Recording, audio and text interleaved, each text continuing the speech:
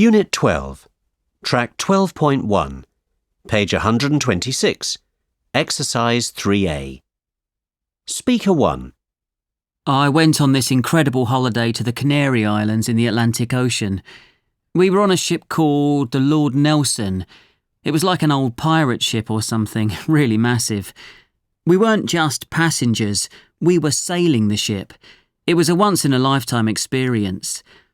There's this one memory that really sticks out for me, an incredible memory.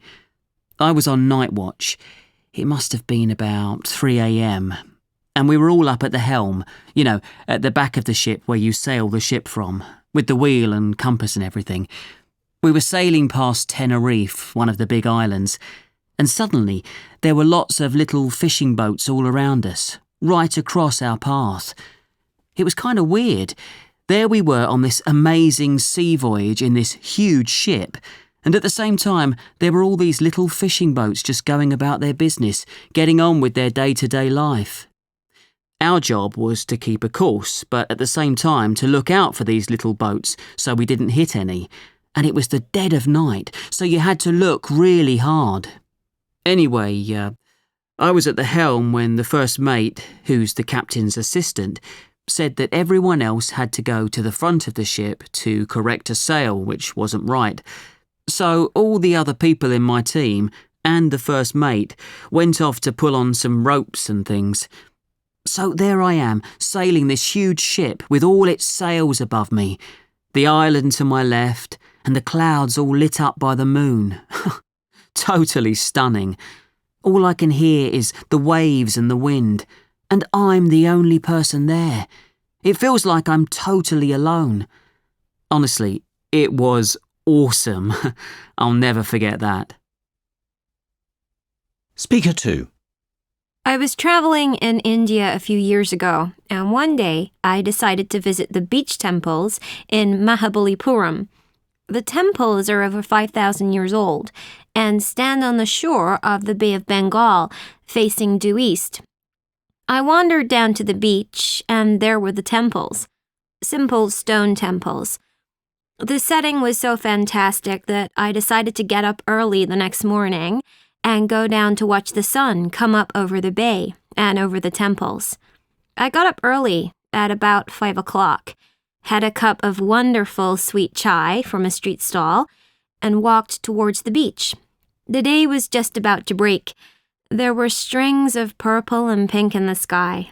Absolutely breathtaking.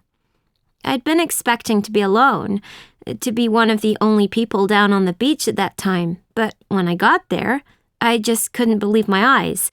There were crowds and crowds of people down on the beach. Hundreds of people silhouetted against the sea and the purple-pink sky. Then I remembered. They were pilgrims, mainly young people. I had heard about them. They were on a 1-month pilgrimage, visiting various sites, and one of the things they had to do was bathe in the waters of Mahabalipuram at sunrise. But still, seeing them all walking together into the sea, fully dressed, their clothes soaked by the waves, was truly awe-inspiring. Speaker 3. I was doing an English course in the UK.